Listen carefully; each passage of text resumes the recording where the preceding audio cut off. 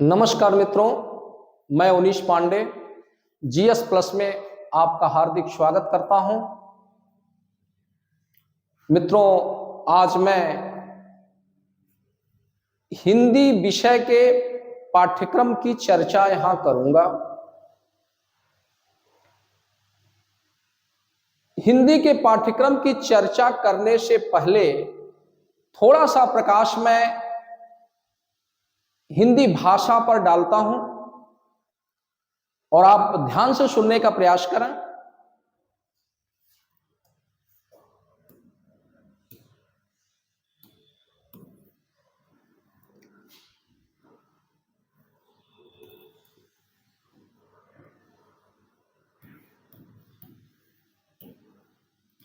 हिंदी भाषा, हिंदी भाषा में भाषा शब्द भी आ रहा है। भाषा को सर्वप्रथम हम लोग जानते हैं, भाषा की उत्पत्ति संस्कृत के भाष धातु से हुई है।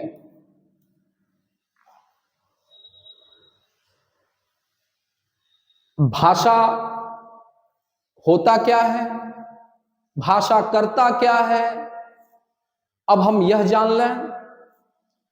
भाषा अभिव्यक्ति का एक माध्यम है जिसके माध्यम से हम विचारों का आदान प्रदान करते हैं। पूरे विश्व में अनेक भाषाएं प्रचलित हैं जिसमें हमारी एक हिंदी भाषा भी है।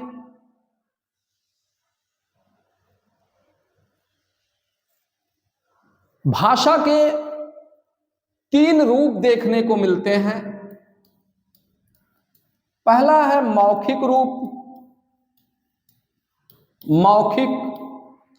दूसरा है लिखित,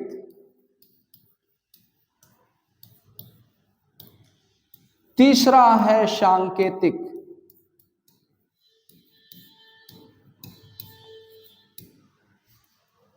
मैं इस समय आपको बोल के पढ़ा रहा हूं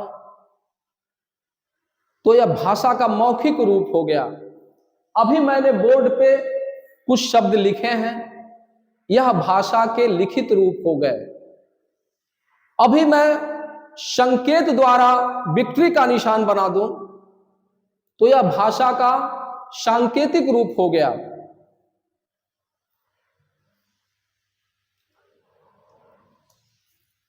यह थी भाषा की परिभाषा। भाषा है क्या? भाषा संस्कृत के भाष धातु से बना है। भाषा अभिव्यक्ति का एक माध्यम है जिसके द्वारा हम विचारों का आदान प्रदान करते हैं। अब आइए हिंदी भाषा पर कि हिंदी भाषा की उत्पत्ति कैसे हुई है, हिंदी भाषा की उत्पत्ति का क्रम क्या है।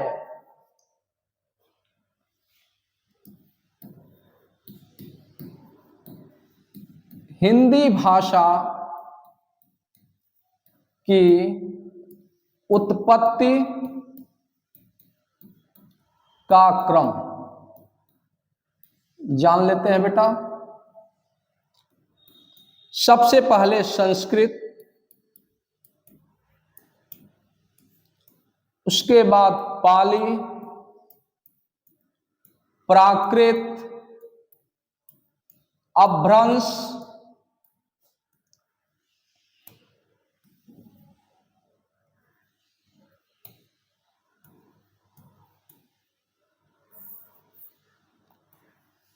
अपभ्रंश, तब हिंदी आती है। संस्कृत, पाली, प्राकृत, अपभ्रंश, तब हिंदी। यानी हिंदी की जननी संस्कृत है। हिंदी की जननी संस्कृत है। कई बार अधीनस्थ सेवा चयन आयोग द्वारा पेपर में यह पूछा गया है कि हिंदी की जननी कौन है, तो हिंदी की जननी संस्कृत है। दूसरा प्रश्न पूछा जाता है कि हिंदी किस लिपि में लिखी जाती है, तो दूसरा प्रश्न बनता है देवनागरी लिपि में लिखी जाती है।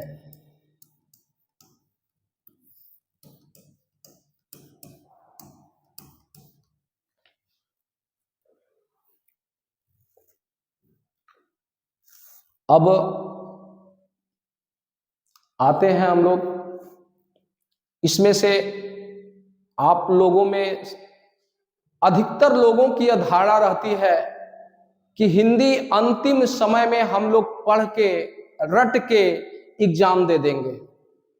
जो यह मैक्सिमम छात्रों के बीच यह धारणा बनी हुई है कि हिंदी एक रटने का विषय है, रट के हम निकल जाएंगे, लेकिन गलत है।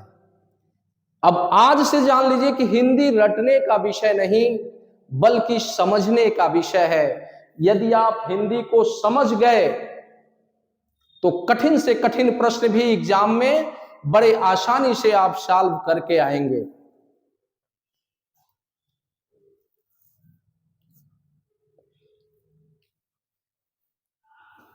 चूंकि हिंदी मेरी एक मातृभाषा है,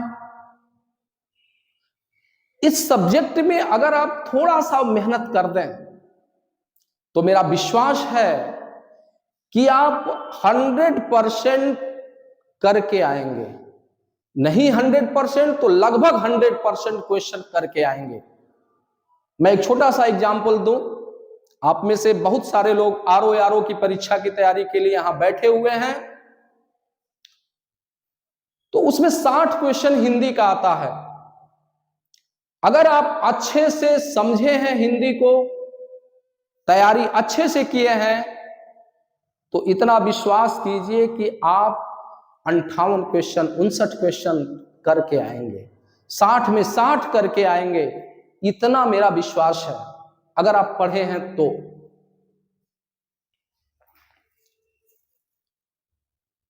अब आइए हिंदी के पाठ्यक्रम के अंतर्गत कौन कौन सा टॉपिक है, इसकी चर्चा हम करते हैं। यहां पे जो सिलेबस बनाया गया है, जीएस प्लस के द्वारा जो सिलेबस निर्मित किया गया है, वह ऐसा सिलेबस बनाया गया है कि आप यदि किसी भी प्रतियोगी परीक्षा की तैयारी कर रहे हैं तो आपका हर टॉपिक उसमें मिल जाएगा। आपका कोई भी ऐसा टॉपिक नहीं होगा जो इस सिलेबस में समाहित ना हो।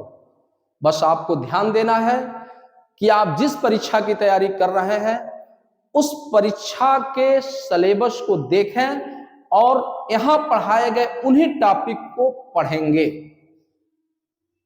खाली समय में आप सारे टॉपिक को पढ़िए, लेकिन जब आपका एग्जाम है, जिस परीक्षा की तैयारी कर रहे हैं, जैसे आरओ की तैयारी कर रहे हैं, पीसीएस प्री की तैयारी कर रहे हैं, लेखपाल की तैयारी कर रहे हैं, यूपीएसआई की तैयारी कर रहे हैं, पुलिस की तैयारी कर रहे हैं, टेट की तैयारी कर रहे हैं, बीएड की तैयारी कर रहे हैं, तो आप अपने सिलेबस के अनुसार यहां से उन टॉपिकों को, उन लेक्चर को पढ़ें।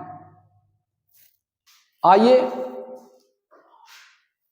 हम लोग अब यह जानते हैं कि हमें पढ़ना क्या है। हिंदी पढ़ना है या सामान्य हिंदी पढ़ना है?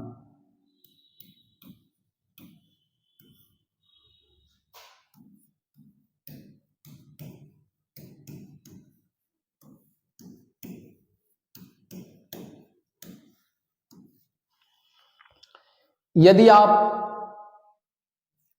पीसीएस की तैयारी कर रहे हैं, आरओ की तैयारी कर रहे हैं, एसआई की तैयारी कर रहे हैं, पुलिस की तैयारी कर रहे हैं, सेना की तैयारी कर रहे हैं, तो आपके सिलेबस में हिंदी शब्द नहीं दिया रहेगा, सामान्य हिंदी शब्द दिया रहता है। यह ध्यान रखिएगा, हमें सामान्य हिंदी पढ़ना है, सामान्य हिंदी पढ़ना है, हिंदी नहीं पढ़ना है। सामान्य हिंदी के अंतर्गत हमें क्या पढ़ना है, अब यह जानने का भी प्रश्न है। सामान्य हिंदी के अंतर्गत हमें हिंदी व्याकरण को पढ़ना है।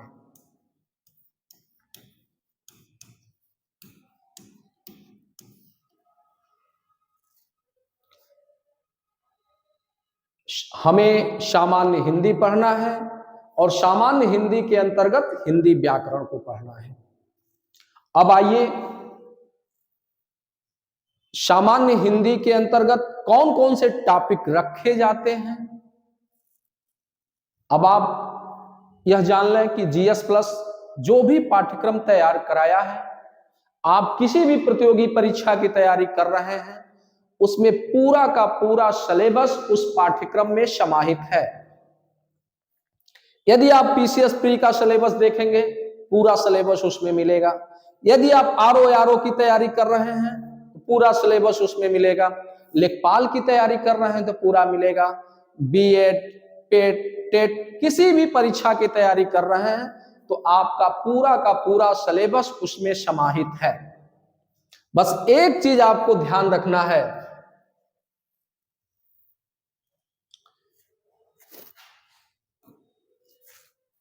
कि आप अपनी परीक्षा के अनुसार उन्हीं टॉपिक को पढ़ें जिनका आपको एग्जाम देना है। जैसे यहां पे जो पाठ्यक्रम बनाया गया है, लगभग 35 टॉपिक रखे गए हैं।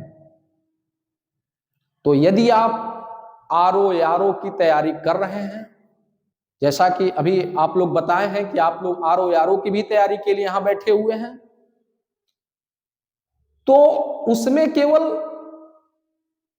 6 टॉपिक ही पढ़ना है आपको। अभी मैं बताऊंगा। यदि आप आरओ की मुख्य परीक्षा दे रहे हैं तो वहां एक टॉपिक और हट जाता है।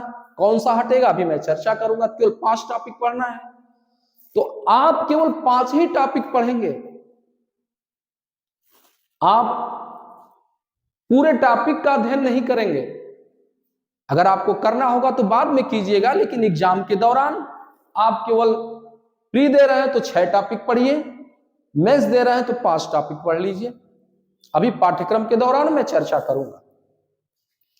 आइए पाठ्यक्रम को देखते हैं। सबसे पहला टॉपिक है वर्णमाला। वर्णमाला के अंतर्गत हमें वर्ण को पढ़ना है, वर्णमाला को पढ़ना है, वर्णमाला वर्ण के प्रकार को बताएंगे। तो ये सब चीजें जब टॉपिक हम बताएंगे तो डिटेल में चर्चा करेंगे। वर्तनी, वर्तनी की मीनिंग होती है, इंग्लिश मीनिंग होती है स्पेलिंग। यानी इस टॉपिक के अंतर्गत हमें शब्द की स्पेलिंग को चेक करना होता है। शब्द की स्पेलिंग का क्या मतलब है, हमें वर्ड को देखना होता है, हमें उसकी मात्रा को देखना होता है कि बड़ी की मात्रा लगी है, छोटी की मात्रा लगी है, ये सब चेक करने होते हैं। जैसे आपको 1-2 एग्जाम्पल दें। अगर आप मार्केट में घूमिए तो आप देखेंगे बहुत सारी दुकानों पे लिखे होते हैं श्रृंगार शब्द, ऐसे लिखा रहता है श्रृंगार। यह गलत शब्द लिखा गया है, ऐसे होना चाहिए।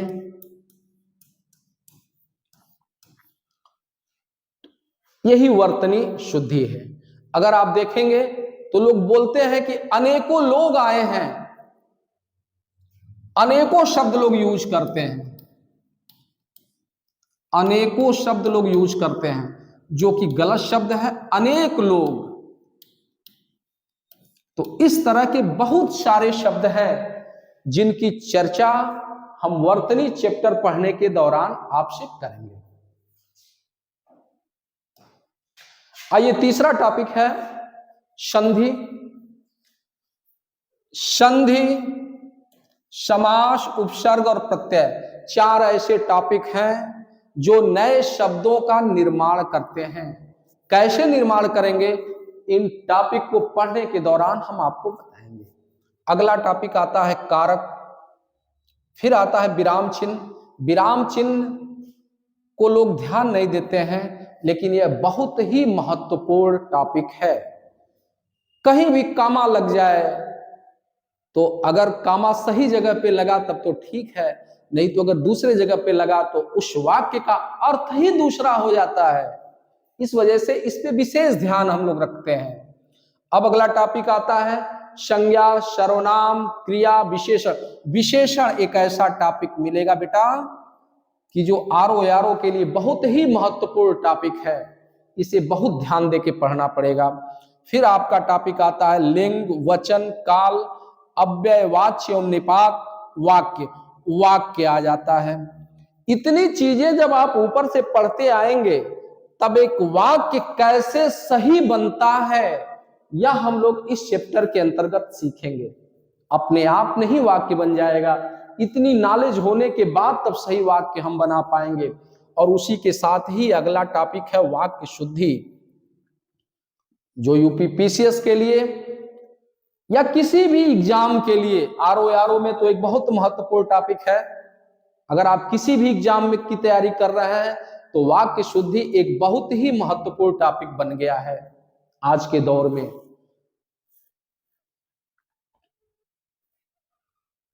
अब आगे आता है कुछ शब्दावलियां आती हैं, जैसे विलोम शब्द है, तत्सम एवं तद्भव शब्द है, अनेक शब्दों के एक शब्द है, पर्यायवाची शब्द है, मुहावरा एवं लोकोक्तियां हैं।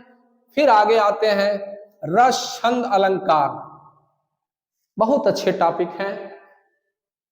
अधिकतर लोग गलतियां करते हैं, इसे इस चैप्टर में हम लोग समझने का प्रयास करते हैं। कुछ अन्य शब्दावली भी है, जैसे देशज शब्द। देशज मतलब देशी शब्द, विदेशज शब्द मतलब विदेशी शब्द। इसकी चर्चा हम लोग टॉपिक के दौरान, पढ़ने के दौरान डिटेल में करेंगे। फिर आगे आते हैं हम रूढ़ शब्द, यौगिक शब्द एवं योग रूढ़ शब्द क्या है, इसकी चर्चा हम लोग करेंगे। फिर आते हैं एकार्थक शब्द एवं अनेकार्थक शब्द, रिक्त स्थानों की पूर्ति। इस समय अधीनस्थ सेवा चयन आयोग, लेखपाल वगैरह की परीक्षा में, यानी यदि आप सेना वगैरह की तैयारी कर रहे हैं तो वहां के लिए यह एक इंपॉर्टेंट टॉपिक बन जाता है। हम बताएंगे कि कैसे फिलअप करना होता है। अपठित गद्यांश, अपठित गद्यांश भी अधीनस्थ द्वारा एक चलन चल गया है इस समय, जो एक बहुत आसान प्रश्न होता है, लेकिन लोग नॉलेज के अभाव में गलती करते हैं। इसे बेटा हम यहां बताएंगे कि कैसे हमें करना है। इस टॉपिक अगर आता है तो कैसे हमें सॉल्व करना है, इसकी प्रैक्टिस हम इस टॉपिक के दौरान हम आपको कराएंगे। फिर आता हिंदी साहित्य का संक्षिप्त परिचय। बहुत थोड़ा सा परिचय पढ़ना होता है। इसके अंतर्गत हम प्रसिद्ध कवि एवं लेखक को देखेंगे और उनकी रचनाएं देखेंगे। इसी के साथ ही कुछ हिंदी से संबंधित महत्वपूर्ण पुरस्कार भी हम लोग देख लेंगे। फिर आगे आइए, आधुनिक भारतीय भाषाएं एवं बोलियां। यह लोअर सबऑर्डिनेट के लिए, यदि आप लोअर की तैयारी कर रहे हैं, जो अधीनस्थ वैकेंसी निकालता है, तो एक महत्वपूर्ण विषय है, महत्वपूर्ण टॉपिक है। इस टॉपिक में मैं डिटेल में आपको समझाऊंगा।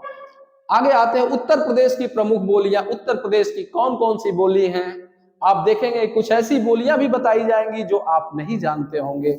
इसकी चर्चा हम इस टॉपिक में करेंगे। फिर अगला टॉपिक आता है पत्र। पत्र आरओ यारो की मुख्य परीक्षा में बहुत अहम रोल अदा करता है।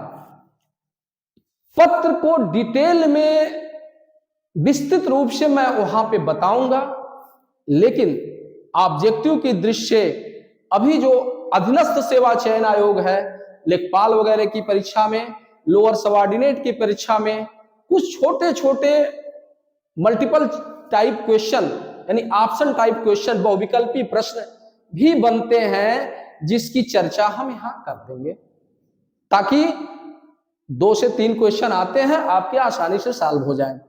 प्रशासनिक शब्दावली एक टॉपिक है बेटा, इसे हमें आरओ की मुख्य परीक्षा के लिए बहुत ही इंपॉर्टेंट टॉपिक है। हिंदी से अंग्रेजी और अंग्रेजी से हिंदी शब्दावली पूछी जाती है, इसकी चर्चा हम करेंगे।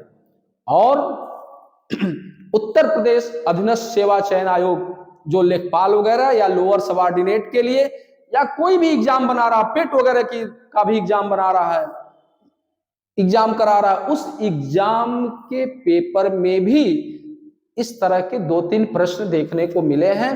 तो यहां से यह टॉपिक आपका कवर हो जाएगा। लगभग आप देखे हैं कि 35 टॉपिक हैं सामान्य हिंदी के सिलेबस में, जीएस प्लस द्वारा बनाया गया लगभग 35 टॉपिक है। यदि आप किसी भी प्रतियोगी परीक्षा की तैयारी कर रहे हैं तो पूरा का पूरा सिलेबस इसमें समाहित है।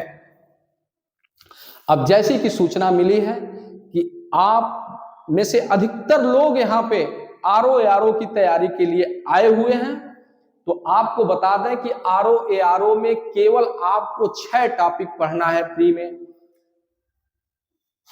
आरओ के लिए केवल 6 टॉपिक है बेटा। 6 टॉपिक में विलोम शब्द,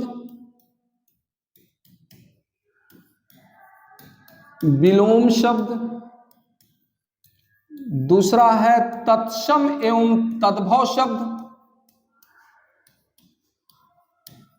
तत्सम एवं तद्भव शब्द, तीसरा है अनेक शब्दों के एक शब्द, अनेक शब्दों के एक शब्द, चौथा है पर्यायवाची, पांचवा है विशेष्य,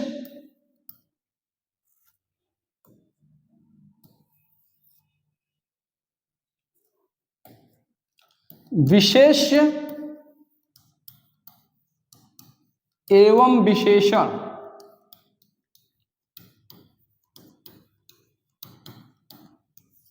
छठवां टॉपिक है वाक्य एवं वर्तनी शुद्धि,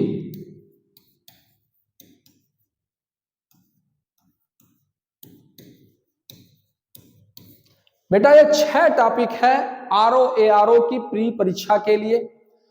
अगर आप प्री परीक्षा क्वालिफाई कर लेते हैं तो मुख्य परीक्षा में एक टॉपिक आरओ का यह टॉपिक केवल नहीं रहता है। पर्यायवाची शब्द मुख्य परीक्षा में नहीं पूछे जाते हैं, केवल वहां पे 5 ही टॉपिक रहता है। लेकिन अभी हम लोग केवल प्री पे फोकस करें तो प्री के लिए 6 टॉपिक है और प्रत्येक टॉपिक से 10 प्रश्न आते हैं, यानी 60 प्रश्न आरओ की परीक्षा में पूछे जाते हैं। 60 प्रश्न हैं, 60 क्वेश्चन हैं।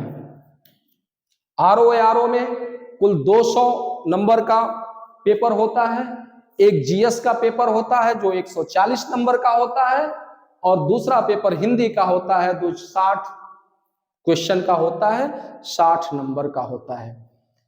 तो इतनी चीजें आपको ध्यान रखनी है।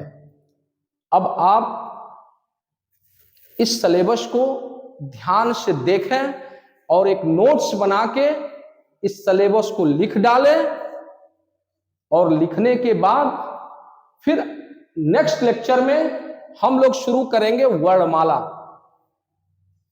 अगले दिन हम वर्णमाला की चर्चा करेंगे। आज इतना ही। Thank you.